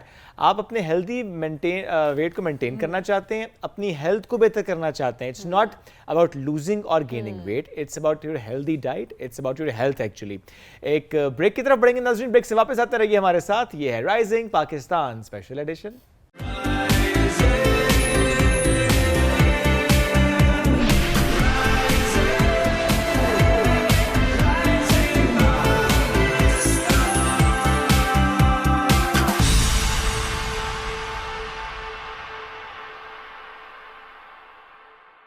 Welcome back जी, राइजिंग पाकिस्तान स्पेशल एडिशन में आपको कहेंगे खुशामदीद। दुआ को मैंने बहुत बुलाया, दुआ मेरे पास आके बैठ जाओ, दुआ मेरे पास नहीं आई, काबू नहीं आई, आ रही है नहीं आ आई जाओ, आ थी। जाओ, फिर मैंने ज़ैनब को अपने पास बिठा लिया, लेकिन दुआ अब हमारे पास आ गई है कि आपने ज़ैनब को क्यों बिठाया। और आज आप नाज़रीन ये देखें कि ज़ैनब, दुआ और सबीन आंटी तीनों के ड्रेसेस आज हम तीनों इसलिए आपने साथ आंटी को बैठना वार्न चाह रहे नहीं थे। आप आंटी आपके कहने कौन सा मैं बन जाऊंगी, आप ही हूँ इन सबकी। और ये देखिए जी, हमने आज क्योंकि मैचिंग कपड़े पहने हुए थे तो हमने सोचा कि आज हम तीनों साथ बैठे और हम आपको दिखाएं। पहले तो मैंने सोचा था मैं और दुआ दिखाएंगे। ईद है, सही बात है, आज सेम तो कपड़े इनकी मैचिंग से लग बिल्कुल ऐसे ही है। सो चूंकि टॉपिक है ज़ैनब के पापा, तो आज का मौजू क्या है उस पर हम पहले आपको वीडियो दिखाते हैं और फिर हम उस पर मजीद बात करेंगे। अस्सलामुअलैकुम पापा जी। जी बेटा, वालेकुम अस्सलाम। मैं सदके। पापा जी आपको हमारी याद नहीं आती? आती है बेटा, बहुत ज्यादा आती है। तो फिर आ जाओ ना हमारे पास। आ जाऊंगा बेटा, आ जाऊंगा। पापा जी आप रो रहे हैं ना? नहीं बेटा, मैं तो हंस रहा हूँ। पापा जी आपने खाना खाया, पानी पिया? हाँ बेटा, खाया है, मेरी गुड़िया ने खाया है। आप ही पापा रो रहे हैं। लाओ मेरी बात करवाओ पापा जी। जी बेटा। पापा जी आप रोया ना करें, मैं और दुआ आपके लिए हर रोज दुआ करते हैं। हाँ बेटा, मैं जानता हूँ। वीडियो आपने देखी परदेसियों की जिंदगी। अच्छा, ये भी बड़ा जबरदस्त मौजू जो अशरफ ने चुना है। अशरफ अस्सलाम वालेकुम भाभी, अस्सलाम वालेकुम, कैसे हैं आप लोग? वालेकुम अस्सलाम, अल्हम्दुलिल्लाह हम आपका खैरियत कभी से। शौक रहा बाहर जाने का कि चलो बाहर जिंदगी गुजारते हैं? कभी ये बचपन बिल्कुल में, भी कभी सारी- जवानी में? ना, सारी जिंदगी। और इस चीज से मुझे ना थोड़ा नफरत सी है, अच्छा। घर से दूर रहना। और फिर उस पे ये कि अपने मुल्क से ही बाहर चले जाना। बाहर हाल ये कि ज़रूरतें ले जाती हैं इंसान को, सही बात। लेकिन मुझे ये बिल्कुल भी अच्छा नहीं लगता। और मैं तो जब अपनी फैक्ट्री में जॉब करता था ना, एक आधी रात बमुश्किल वहाँ गुजारता था। अच्छा। हाँ, तो मुझे पता नहीं, अब फीलिंग आती है, पता नहीं मैं अकेला ही रह गया दुनिया से। अच्छा, ये मतलब जो सबसे लंबा अरसा आप घर से दूर रहे हैं वो ये पहली मर्तबा है? ये भी है। और उम्रा पे हम गए थे। हमारे फैक्ट्री के जो ऑनर थे बिलाल साहब, उन्होंने हमें उम्रा पे भेजा था। सही। तो वो, और मेरी उस पे ये भी आदत है कि एक तो ये कि मुझे घर से बाहर रहना अच्छा नहीं लगता, ना मैं ज़्यादा कभी रहा हूँ। एक उम्रा पे और एक यहाँ हम रह रहे हैं इस्लामाबाद में। तो उसके बाद मैं जब अगर चला भी जाऊँ ना, तो घर में फ़ोन नहीं करना कि बेगम का क्या हाल है, बच्चे कैसे हैं, घर वाले। लेकिन यहाँ आए हैं तो यहाँ आके थोड़ा हम उदास भी हैं, घर वाले भी उदास हैं। लेकिन यह कि परदेसी जो है ना, वो 2-3 किस्मों के होते हैं। एक तो परदेसी हैं कि जो अपने वतन से बाहर चले जाते हैं, एक ये परदेसी हैं। और एक परदेसी वो हैं जो अपने वतन में परदेसी हैं, जैसे हम हैं। जैसे आप हैं। चले उस पर भी करेंगे बात, लेकिन वो जो हमारा मौजू है ना, जो बाहर की जिंदगी हो, जिसमें आपने ब्यूटीफुली एक्सप्लेन भी किया अपनी इस वीडियो के थ्रू। वीडियो देखते हैं? वीडियो हम देख चुके हैं। अच्छा, वीडियो हम देख चुके हैं। हाँ। बार बार में आप वीडियो दिखाएं।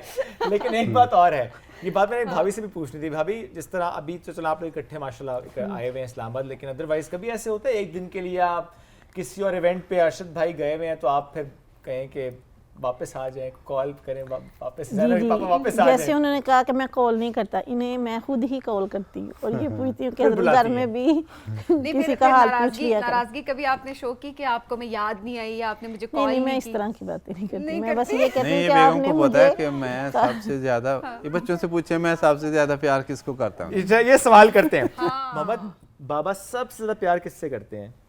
दुआ से Exactly. दुआ। से। पापा सबसे ज्यादा प्यार किससे करते हैं?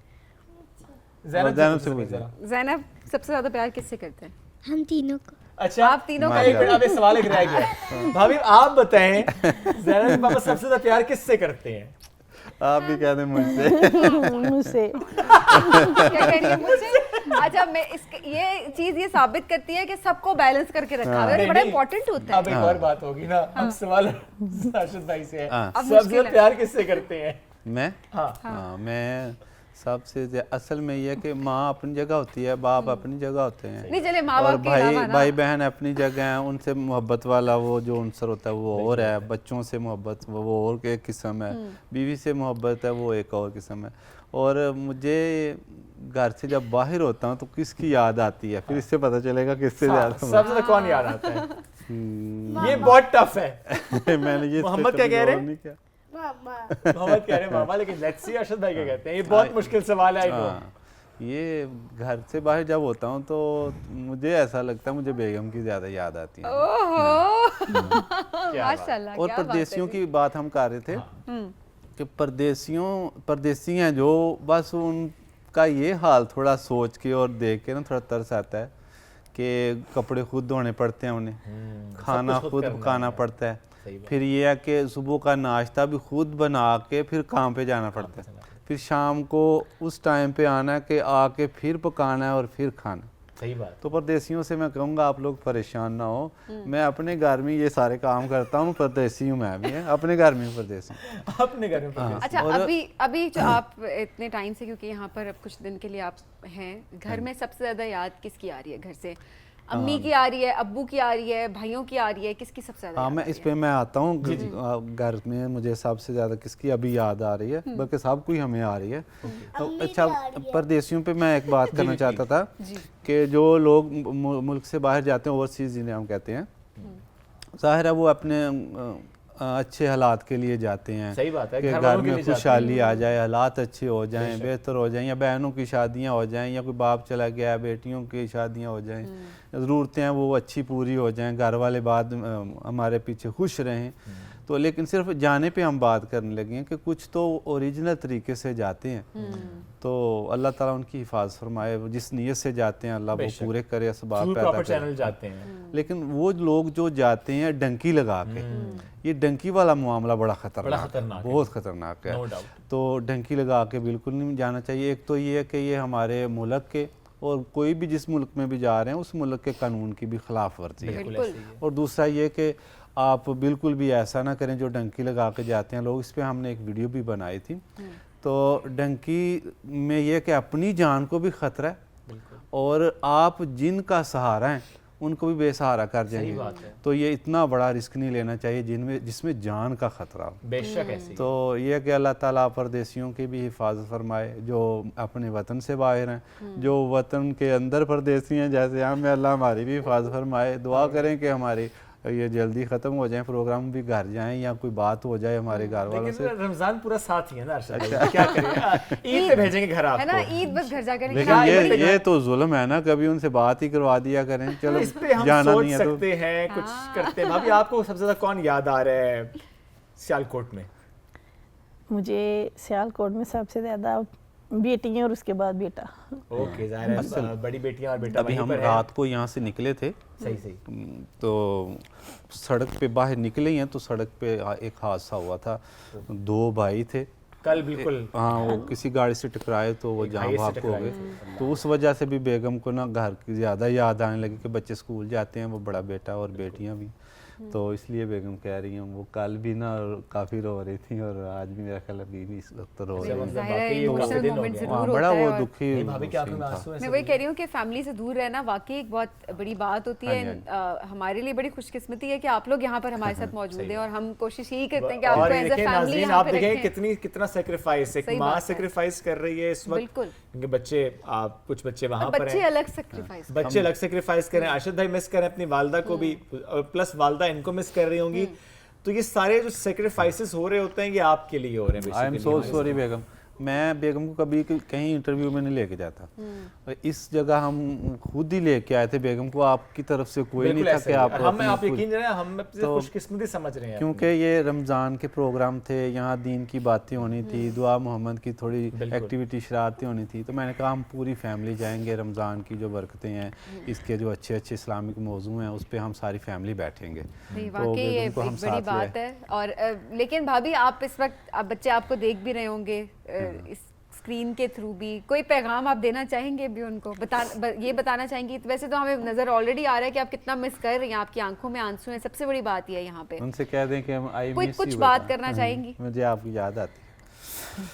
नहीं, कोई भी नहीं। चले ये जाहिर सी बात है, एक इमोशनल मोमेंट होता है, और वाकई बहुत मुश्किल होता है। लिटरली हम तो 2 दिन के लिए हमें शूट पे कहीं जाना पड़ जाए ना, तो मैं तो कोई 10 कॉल्स घर में करना शुरू कर देती हूँ, और बड़ा मुश्किल होता है हम सबके लिए। अभी हम वीडियो मोबाइल यूज कर रहे थे घर में, तो वीडियो आ गई बेटे की। अच्छा। तो बेगम कहने लगी इसके नीचे कमेंट्स करो। मैं क्या करूं? कहने लगी आई मिस यू बेटा।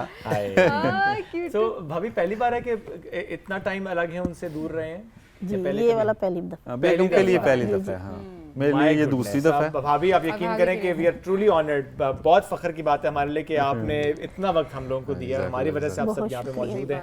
सो बल्कि मैं एक और काम करता हूँ कि जरा माहौल को खुशगवार करें। मैं कोशिश करता हूँ कि हम जरा माहौल को खुशगवार करें, तो थोड़ी सी दूरियां उनको कम करने की कोशिश अल्लाह करते खैर हैं। करे, हमारा वीज़ा तो नहीं लगने लगा घर का। तो मैंने वैसे ना ये एक सरप्राइज था और मैंने पहले से ना एक कॉल मिलाई हुई है। अल्लाह का वज़ीर आज़म साहब को तो नहीं। नहीं और कॉल मैंने जिनको मिलाई है तो मैं हमें बात नहीं करनी है आपने, ठीक है? अभी मोहम्मद को मैंने दिखा दी है और वो चूंकि ज़ाहिर है अरशद भाई भाभी आप बच्चे सारे परदेसी हैं, इस वक्त घर से दूर हैं, सो बात तो आपकी यूं रोज होती होगी अरशद भाई, लेकिन ये हमने सोचा कि आपकी बात करवाते हैं। अल्लाह अकबर, मैं समझता कोई गाड़ी वाले को फोन किया आके ले जाएंगे। नहीं अस्सलामु अलैकुम व रहमतुल्लाहि व बरकात।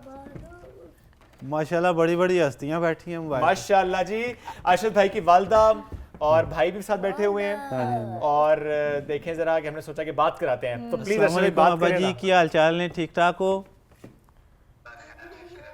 माशाल्लाह आज बड़े सोहने लग रहे हो यार।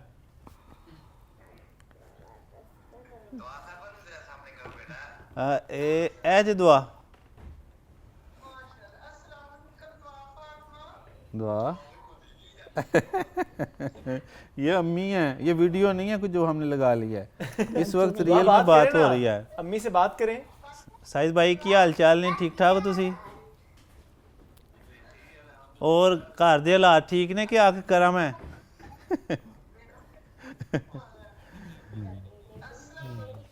दुआ ये हैंडी माइक भी साथ रखा था कि उनकी आवाज थोड़ी सी और नाज़रीन तक पहुंचे। हाँ जी हाँ जी। अम्मा जान ठीक? वालेकुम सलाम। वालेकुम सलाम। घर च सब खैर खरीयत है ना? तो की गल है, इन्ने परेशान क्यों बैठे हो?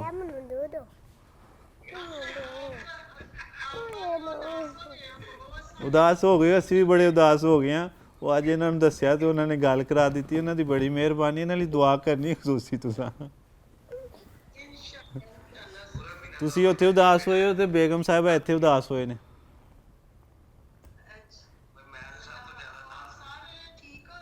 हाँ जी हाँ जी अम्मी जी, अल्लाह का बड़ा करम जे, माशाल्लाह बड़े अच्छे प्रोग्राम चल रहे हैं साडे, दुआ बड़ियां अच्छियां अच्छियां शरारतां कर रही जे ते। हाँ जी हाँ जी। और बेटियां बेटे सारे ठीक ठाक ने घर च? अच्छा इंशाल्लाह इंशाल्लाह अम्मी जी जल्दी आ जावांगे, जल्दी आ जावांगे। आ वेखो दुआ ने ना एक अपना दोस्त बना लिया थे इस्लामाबाद आके, आ वेखो उन्हें उठाया होया जे। हाँ ए वेखो, दुआ दिखाओ दादी को।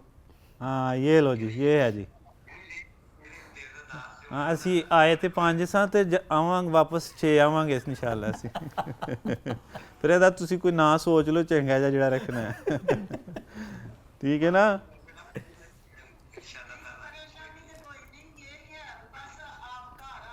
इंशाल्लाह आ जावांगे माँ जी, इंशाल्लाह जरूर आवांगे।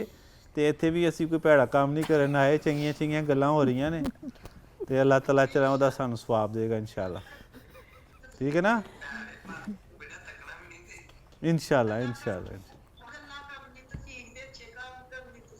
ना साडे ਲਈ इस अदारे ਲਈ साडे ਜਿਹੜੇ ਹੋਸਟ ਨੇ ਉਹਨਾਂ ਲਈ ਸਭ ਲਈ ਦੁਆ ਕਰਨੀ ਹੈ। ਅੱਲਾਹ ਤਾਲਾ ਰਮਜ਼ਾਨ ਦੀਆਂ ਜਿਹੜੀਆਂ ਬਰਕਤਾਂ ਨੇ ਉਹ ਸਾਨੂੰ ਨਵਾਜ਼ੇ ਹੈ ਜੀ, ਤੇ ਜਿਹੜਾ ਸਾਡਾ ਮਕਸਦ ਹੈ ਇਸ ਪ੍ਰੋਗਰਾਮ ਕਰਨ ਦਾ ਉਹ ਪੂਰਾ ਹੋ ਜਾਏ।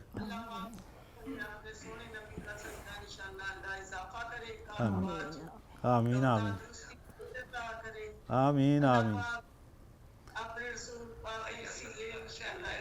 इंशाल्लाह इंशाल्लाह इंशाल्लाह। शोएब भाई ये जब से हम आए हैं ना पहली हमने वीडियो कॉल। अरे वाह जी वाह, बहुत शुक्रिया जी, बहुत शुक्रिया माँ जी, खुश रहें। और हम इनको इंशाल्लाह जल्दी भेजेंगे वापस जल्दी भी भेजेंगे। और दुआओं का बहुत बहुत शुक्रिया, इतनी प्यारी प्यारी दुआएं बाबरकत महीने में। असमीन बहन का भी चेहरा दिखा दो दुआओं के लिए, अल्लाह आपको सलामत रखे। हाँ माँ जान ये दोनों कसूरवार हैं, इनको पकड़ लें। चल ओके जी, अल्लाह ओके, अल्लाह हाफिज़। अच्छा, तो अब इस दौरान जो एक बात सबसे मुझे इंटरेस्टिंग लगी वो ये थी कि अरशद भाई ने उनसे कहा ऐसे ऐसे कोई पैड़ा काम नहीं करना है। अच्छा, ज़ाहिर है वो सरकास्टिक भी बंदा होता है बीच में, तो वो सारे उदास बैठे थे ना, मैंने कहा चलो इनको जरा थोड़ा दिलजोई के लिए और थोड़ा। अब मेरा ख्याल है भाभी भी आंसू पूछने का वक्त आज आता है अभी, ठीक हाँ, है, बस हम भाभी थोड़े दिन भी और बाद में खुश रहे इंशाल्लाह। इसी तरह से। अभी हमने बात भी कराई और इंशाल्लाह बहुत बहुत शुक्रिया। जल्द आप लोग अपने घर भी होंगे। इंशाल्लाह, ईद मैडम, भी आप आप लोग ज्यादा अपने ना रोए, घर भी हमें ऐसे करेंगे। लग रहा है जैसे हम कैदी हैं। हाँ, ये फील ना कराएं प्लीज, लोग हमें बहुत जालिम समझेंगे। सो आप लोगों का बहुत शुक्रिया आशा, थैंक यू सो मच भाभी, बहुत शुक्रिया। और अल्लाह सलामत रखे आप सबको, जो पीछे जिस तरह आपकी वालदा है, भाई हैं, आपके बच्चे हैं, मोहम्मद के बड़े भाई हैं, आप ही हैं, अल्लाह उन सब की हिफाजत करे। और बस रमज़ान के 30 दिनों के लिए हम माज़रत भी करते हैं रमजान की आपसे। बरकतें देखें, इधर उनके लिए दुआएं हो रही हैं, उधर वो हमारे लिए दुआएं कर रहे हैं, तो अल्लाह हम सबको कामयाब करे। हम एक ब्रेक की तरफ बढ़ेंगे नाज़रीन, ब्रेक से वापस आते हैं। अच्छा, एक से पहले एक बात और करूं, जिस तरह भाभी कभी किसी शो में नहीं गई तो वी आर ऑनर्ड कि वो हमारे शो में, जिस तरह आपकी वालदा भी कभी किसी शो में नहीं गई, हाँ। आज इस कॉल के तवज्जुह से माँ जी भी वाकई हमारे पहली शो में पहली मर्तबा पार्टिसिपेशन उनकी होगी किसी शो में, और वो हमारे शो पे, तो वाकई वी आर ऑनर्ड और और बड़ी इन खुशी है दुआओं कि के आप बाद लोग ये तो कॉम्प्रोमाइज कर रहे हैं इन हमारे दुआओं लिए। के बाद तो आप देखें ना कि कामयाबी कैसे दूर रह सकते हैं। और आप जितना पसंद कर रहे हैं हमारे इन शोज को, हमारे इन सेगमेंट्स को, तो वी आर ट्रूली ऑनर्ड। जब हम ब्रेक की तरफ बढ़ेंगे, ब्रेक से वापस आएंगे, रहिए हमारे साथ। ये है राइजिंग पाकिस्तान स्पेशल एडिशन।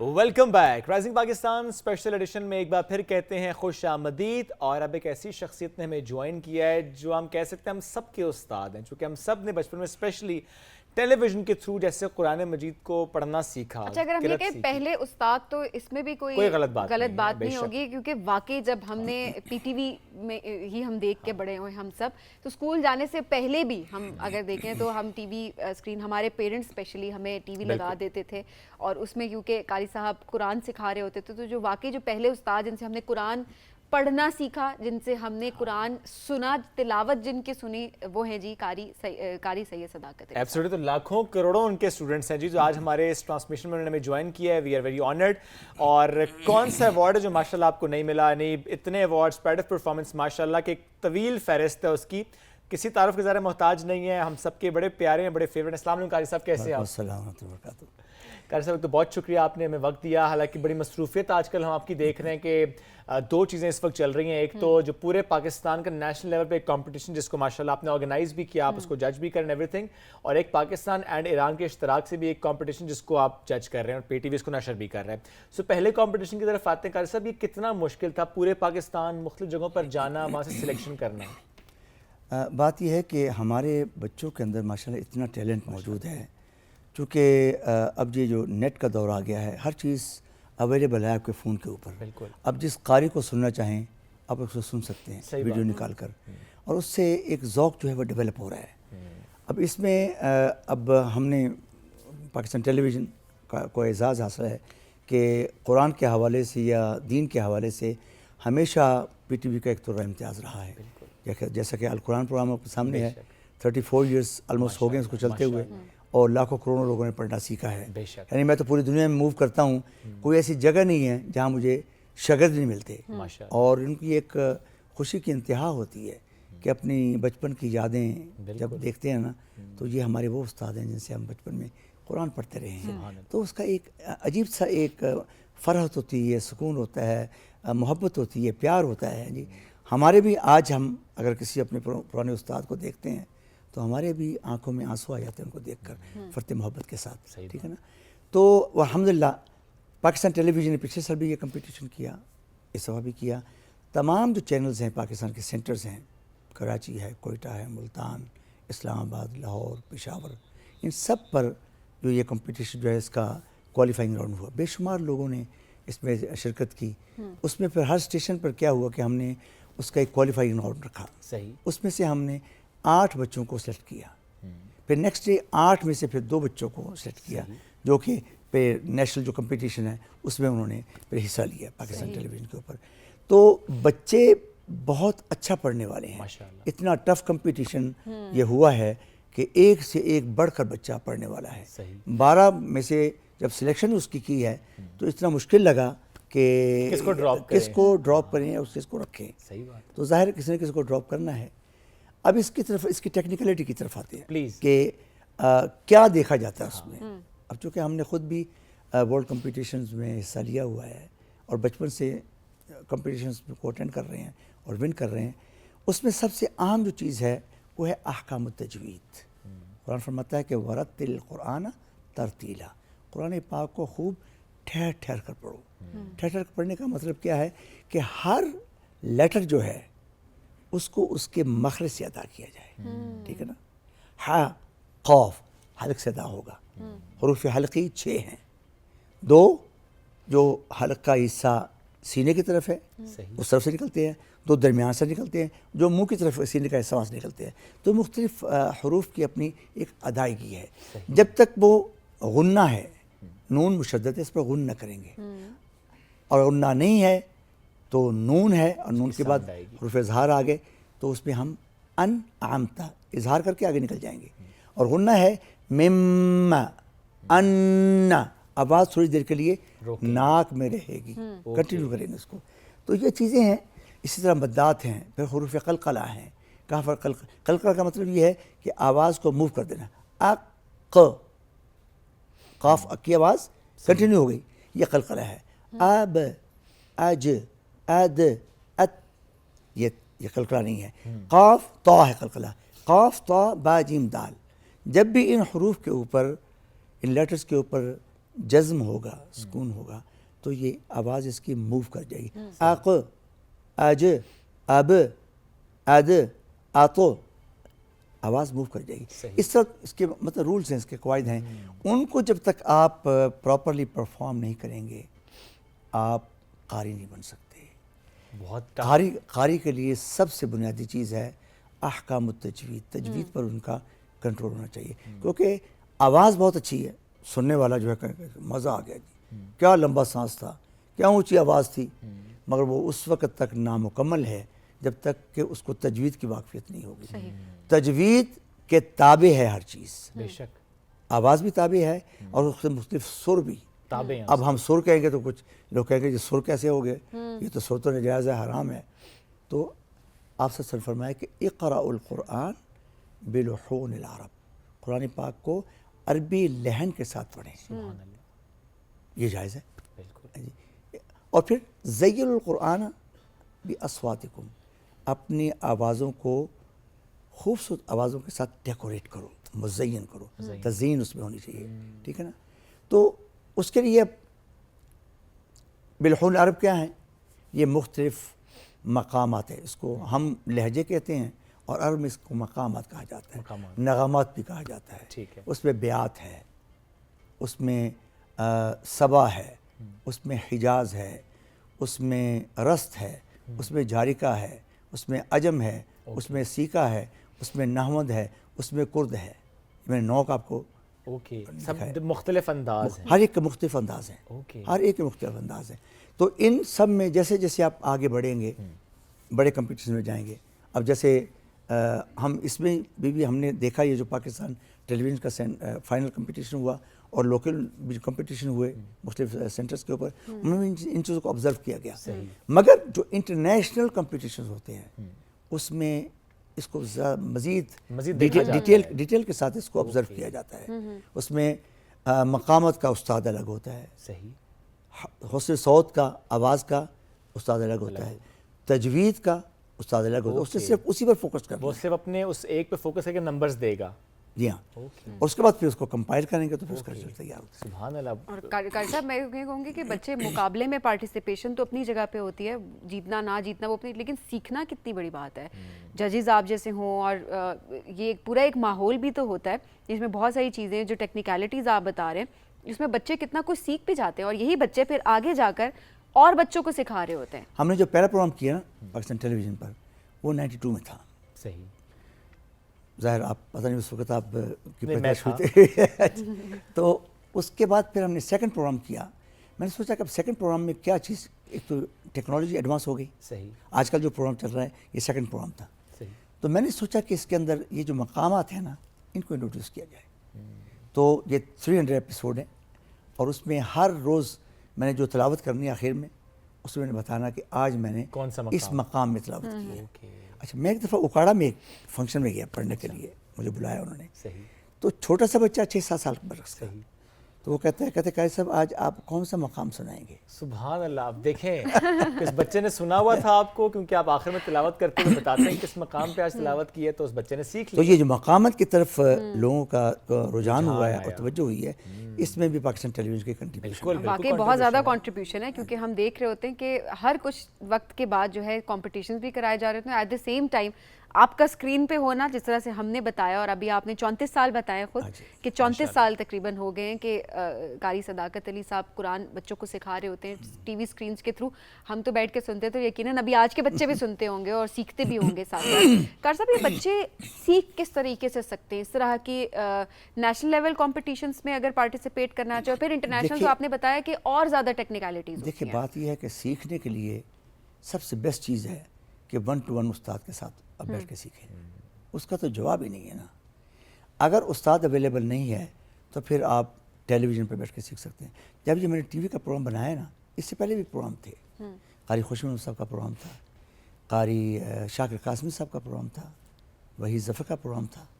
तो मैंने जब ये प्रोग्राम मुझे कहा बनाने के लिए, तो मैंने सोचा कि मैं इससे एक स्टेप ऊपर जाके प्रोग्राम को बनाता हूँ।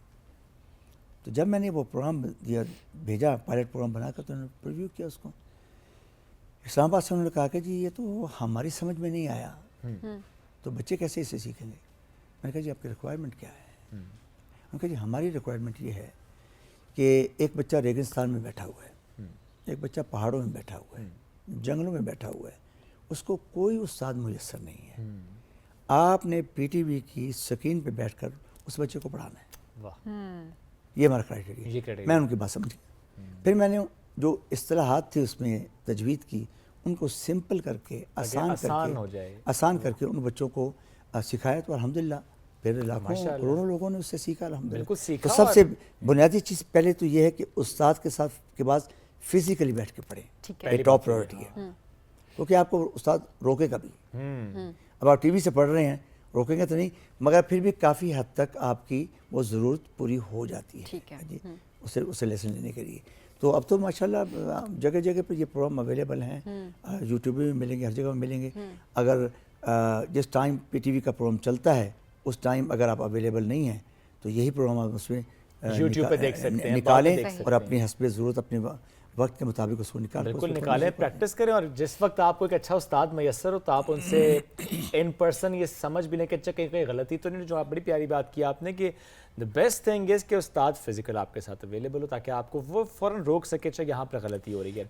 एक और चीज़ मैं कहा करता हूँ कि अब जो कम्पिटिशन में मैंने अक्सर बच्चों को ये कहा, मैंने कहा अपनी आवाज़ रिकॉर्ड करके खुद सुना करो। आपको अंदाज़ा होगा, मुझे तिलावत करते हुए 60 बरस हो गए हैं माशाल्लाह। मैं आज भी अपनी परफॉर्मेंस को सुनता हूँ, आज भी सुनता हूँ रिकॉर्ड करके। क्योंकि आज तो मुझे कोई नहीं कहेगा ना कि कैसा यहाँ क्या किया, यहाँ क्या किया, ऊपर क्यों नहीं गए, नीचे क्यों नहीं गए। ये आप खुद अपने आप को जज करते हैं। अपने आप को मैं खुद जज करता हूँ कि where I am positive, where I am negative, कहाँ मैं बेहतर हूँ, कहाँ मैं और बेहतर हो सकता हूँ। तो ये कि सीखने की कोई उम्र नहीं है। और अमल भी ऐसा है कि उतलुबुल इल्म मिनल महदी इलल लहद, बेशक जी, माँ की गोद से लेकर कब्र तक आप सीखते हैं। तो सीखने का जो शख्स सीखने के प्रोसेस से जुड़ा रहता है वो आगे बढ़ता रहता है। सही बात है, उसका डाउनफॉल नहीं होता। अब यही वजह है कि अल्हम्दुलिल्लाह अभी तक मैं मार्केट में हूँ, पूरे वर्ल्ड में परफॉर्म करता हूँ। बेशक ऐसे ही है, और ये उसकी वजह यही है कि मैं अभी तक सीख रहा हूँ। इसी तरह से आगे कारी साहब आपके भी उस्ताद होंगे वैसे, अब तो बहुत पुरानी दौर की मैं शायद बात करी, बहुत पहले आपको लेके जा रही हूँ, लेकिन आपने भी बड़े पेशेंस के साथ सीखा होगा, बड़ा सब्र। और आपके उस्ताद, आपको उनकी लर्निंग सायरा अभी तक याद होंगी, उनकी जो टीचिंग्स होंगी। मैंने क्या किया है बचपन में, जिस दुकान से अच्छा सौदा मिला खरीद लिया, मैंने वहाँ जाके ले लिया, वो कोई भी हो, वहाँ चले गए। मेरे असातिज़ा में बड़े बड़े काबिल असातिज़ा हैं। सबसे काबिल उस्ताद मेरे शेख अब्दुल बासित मोहम्मद अब्दुल समद, दुनिया के नामवर कारी। ऐसा कारी ना पैदा हुआ है ना पैदा होगा, हमारी उम्र में तो नहीं पता पैदा होगा। ऐसे ऐसे लीजेंड कारी हैं जी, उनसे हमें सोबत हमें मिली, उनकी मौजूदगी मिली, उनकी ज़िंदगी में 3 बरस उनके साथ गुजारे मुख्तलिफ ममालिक के अंदर भी, और उनके पास भी जाते रहे, ज़ानुतुलमज़ भी तय किए उनके सामने, और उनसे कुछ ना कुछ हासिल करते रहे। फिर इंटरनेशनल टूर भी हमने किया जी। तो असातिज़ा, और एक और चीज़ है जी जी जो मैं अपने बच्चों को बताना चाहूँगा जो इस शोबे में काम कर रहे हैं या किसी शोबे में भी हों, 2 चीज़ें बड़ी इंपॉर्टेंट हैं। आप कितने बड़े आलिम बन जाएं, आप कितने बड़े टेक्निकल इंजीनियर बन जाएं, आप कितनी तालीम हासिल कर लें, मंजिल आपको उस वक्त मिलेगी जब आप माँ बाप का अदब करेंगे और असातिज़ा का अदब करेंगे। बेशक ये की है, ये की है, की टू सक्सेस की टू सक्सेस। माँ बाप और उस्ताद और माँ बाप का अदब जो कि अब कम होता जा रहा है। मतलब खुदा न खास्ता ऐसा नहीं होना चाहिए, विच इज़ टू बैड। तो माँ बाप का अदब और असातिज़ा का अदब, ये जिसने किया वो कभी नाकाम ज़िंदगी में नहीं हो सकता। उनकी दुआएं लगती हैं, वैसे भी खिदमत। मैं आपको एक वाक़या सुनाऊं। जी प्लीज़। मेरे शेख अब्दुल बासित रहमतुल्लाह अलैह मेरे उस्ताद हैं, उनकी एक महफिल में गए, वापस आए, उनकी आंख ज़ाया हो गई, एक्सीडेंट हुआ, सही। सामने से स्क्रीन टूटी, शीशा आंख में लगा। मैं उन दिनों में अमेरिका में मुकीम था, तो मुझे उनके बेटे ने कहा कि जी ये हुआ है। मैं परेशान हो गया, मैं इजिप्ट गया, डॉक्टर से बात की वहाँ पर, उनको पूछा, उन्होंने कहा जी यहाँ पर तो इलाज नहीं है, सुना है कि अमेरिका में इलाज है इसका। अच्छा। मैंने उनसे पेपर्स लिए और शेख साहब से इजाज़त ली, मैंने कहा इजाज़त हो तो मैं ले जाऊँ। कहते ठीक है, इसमें कोई हर्ज नहीं है। वहाँ ले गए, बाल्टीमोर में, मैरीलैंड स्टेट की एक बहुत मशहूर शहर है बाल्टीमोर, बिल्कुल, और वहाँ पर जॉन हॉपकिंस यूनिवर्सिटी हॉस्पिटल है। वहाँ उन दिनों में डॉक्टर स्टार्क, वर्ल्ड रिनाउंड जो है आई सर्जन थे, उनसे बात की, उनका ले आए, बुला ले आए, इंशाल्लाह ठीक हो जाएंगे। बुला लिए उनको, 1 महीना मेरे पास ठहरे वो, उनका इलाज करवाए, उनकी आँख बिल्कुल ठीक हो गई। माशाल्लाह। अब आप देखें कि उनकी अगर आँख ठीक हुई, अल्लाह ने की है, तो उनके दिल से कितनी दुआएं निकली होंगी। सही बात। तो ये उस्ताद की अहमियत है कि आप उनके प्यार में आप इतनी दूर तक गए और आपसे तकलीफ बर्दाश्त ना हुई। अच्छा, उसके बाद एक दिन हम नाश्ता कर रहे थे, तो मुझे कहते हैं कि शेख सदाकत, वल्लाही आइंदना कॉर्नफ्लेक्स मौजूद, कॉर्नफ्लेक्स बड़े शौक से खाते, सही आइंदना कॉर्नफ्लेक्स मौजूद फिर काहिरा, वलाकिन कॉर्नफ्लेक्स अमेरिकानी वल्लाही लजीज जिद्दन जिद्दन। अमेरिका के कॉर्नफ्लेक्स बहुत लजीज है, हमारे पास भी इतने लजीज नहीं है। मैंने सोचा, मैंने कहा इनको ये पसंद आए हैं। यकीन कीजिए कि जब तक वो ज़िंदा रहे, कॉर्नफ्लेक्स मैंने सप्लाई अमेरिका से ख़त्म नहीं होने। अरे सुभान अल्लाह, देखें ज़रा, ये है वो अदब, अदब के करीने। सही बात, अदब के करीने बता रहा हूँ कि सिर्फ आपको अंदाज़ा हुआ एक जुमले से। जिन उस्ताद के पास मैं सबसे पहले पढ़ा 1960 में, उनसे मैंने पढ़ना शुरू किया। मैं कार पर जा रहा हूँ और वो बाइसिकल पर जा रहे हैं, मेरे अंदर जुर्रत नहीं है कि मैं उनको ओवरटेक कर जाऊँ। जब तक अज खुद उन्होंने अपनी बाइक को नहीं मोड़ा, मैं उनके पीछे पीछे जा रहा हूँ। ये है अदब, ये अदब है। सही बात। और फिर मैंने, वो कभी भी कोई चीज़ नहीं लेते थे। एक दफ़ा मेरे वालिद साहब गांव से कोई चावल लेके गए, उन्होंने कहा कि नहीं मैं पैसे दूंगा इसके, ऐसे नहीं रखूँगा, ऐसे नहीं दूंगा, या पैसे लें या फिर चावल वापस ले लें। कभी कोई फरमाइश उन्होंने नहीं की। ओके। मैं जब अमेरिका चला गया, वहाँ से आता तो मैं उनसे मिलता, कहते हैं कि लोग आके मुझसे पूछते हैं कि जी कारी सदाकत आपके शागिर्द हैं, तो खुशी होती है कि लोग आपके तारीफ़ करते हैं। तो जब कोई रात का तखलीए का वक्त होता है तो हमारे मुंह से भी दुआएं निकलती हैं आपके लिए। तो मैंने कहा जी कि कारी साहब, मैं सारी ज़िंदगी आपने कभी खिदमत का मौका नहीं दिया। तो मेरा, उनका नाम है कारी रज़ी रहमान जी रहमतुल्लाह अलैह, मुत्तकी, परहेज़गार, डाउन टू अर्थ। मैंने कहा जी आपने कभी खिदमत का मौका नहीं दिया, तो मेरी ख्वाहिश है कि मैं आपको उम्रे पर आपको अपनी अहली को उम्रे पर भेजूँ। कहते आपने ऐसी बात कह दी है कि मैं इसको इनकार नहीं कर सकता। वो एक बहुत खिदमत उन्होंने जो आपने की। कबूल की। अब देखें, जब उस्ताद के दिल से दुआएं निकलती हैं, माँ बाप के दिल से दुआएं निकलती हैं, बेशक, तो दुआ, माँ की दुआ तो ख़ास तौर पर कहते हैं कि वो आसमान के जो है वो किंगरे हिला देती है। सही बात। और माँ बाप की दुआएं लेना, वो बहुत बहुत बदकिस्मत लोग हैं जो जो माँ बाप का अदब नहीं करते। नहीं करते।